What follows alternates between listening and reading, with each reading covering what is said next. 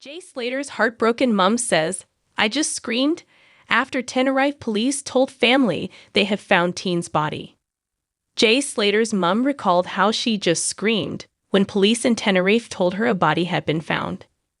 Debbie Duncan got a call from cops on the island on the morning of July 15, asking her, Jay's dad Warren, and brother Zach to go to the station. And when they got there, they were told, via a translator, that police had found human remains they believed to be Jay's 29 days after he disappeared on June 17. Bravely speaking to the Sun, Debbie recalled how she broke down and didn't want to believe the body could be her beloved 19-year-old son. Debbie, 56, said, "We were all sat in a little room and I just screamed. I don't really remember what they were saying. I wanted to see him, but it wasn't possible. I was just in a state. They hadn't formally identified him then. They just said human remains, and we believe it could be Jay. They said they had his bag, his trainers, his shorts, t-shirt. I had to see them to be 100% sure it was him, because I couldn't process it and was in denial." He had been taken to the mortuary up at Santa Cruz. Debbie told how she, Zach, and Warren made the somber journey, an hour's drive away to the mortuary. But they were heartbreakingly urged not to see Jay's body, which was tragically found in a ravine in northwest Tenerife. Debbie said, "We went there, and we just got taken into a room, and it was just a casket. Just a casket with a single rose. And the rose was on top, what they had put there. And I just broke down again and screamed and cried." Devastated Debbie wept as she sat alongside older son Zach, 24, for her first interview since Jay's body and possessions were found in a ravine in the rural de Teno National Park on July 15. The grim discovery brought to an end an agonizing 29-day search which drew worldwide attention and thrust Debbie into a storm that has seen her relentlessly trolled by sick ghouls. Jay, who went on holiday with pals Lucy May Law and Bradley Hargreaves, went missing on Monday, June 17, after leaving the errand apartment around 8 a.m. Apprentice bricklayer Jay of Oswald Twistle, Lance called Lucy, 18, at 8:50 a.m. saying he had cut his leg, was lost and dehydrated, and had just 1% battery on his phone. His mobile last pinged in the rural de Teno Park, after Jay walked the wrong way from the Warren Masca, 25 miles north of his apartment in Los Cristianos. After his disappearance, the suffering of Jay's family was made worse by sick ghouls who have peddled vicious claims on social media.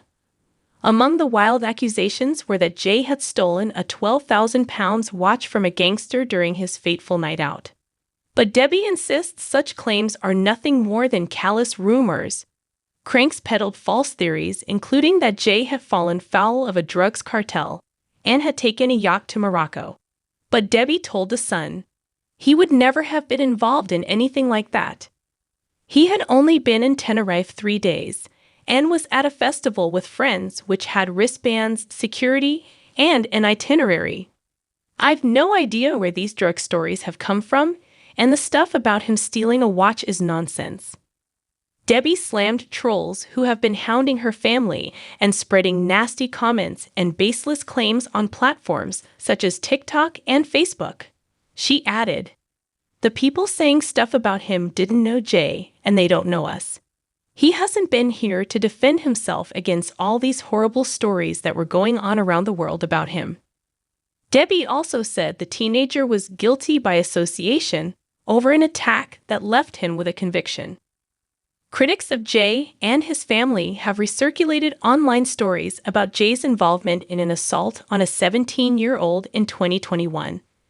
Victim Tom Hilton was left with a head wound after he was attacked by a group of youngsters with weapons, including a golf club and axe in Richton Lance. Tom spoke out after Jade went missing on June 17, urging trolls to leave his family alone and allow them to focus on the search. Jay's mom, Debbie Duncan, said Jay did not harm Tom, but was convicted of violent disorder after witnessing the assault. Debbie said, "They used to go up to woods and into this old paper mill, 5 minutes away. This one night there was an incident where there were probably a couple of hundred people there. A lad, who was older, got attacked by what he described as 20 kids. They were appealing for witnesses, and I said to Jay, I think you should go and do a statement. So I took him myself to Blackburn, Greenbank Police Station, and he gave his version of events, which that Tom was already on the ground when he saw it, and he was at the back. I didn't think anything of it, but the following April, a letter came through saying that Jay was being charged with violent disorder. Jay attended the trial, and Tom stood up in court and said that he didn't remember much about it. But Jay was kind of found guilty by association, and I don't think he struck a blow or harmed Tom.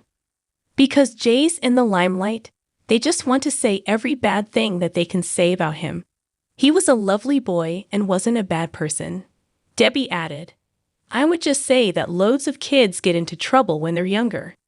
There's grown men, dads, granddads, who get done for violent disorder for a fight that breaks out, say, outside a football stadium most weekends. But because Jay's in the limelight, they just want to say every bad thing that they can say about him. But they don't know Jay and are dragging up all things that they don't even know about. They don't know his background and his upbringing with a loving family. He had a French bulldog, Buster, and he would be sending me snaps when he was out with the dog.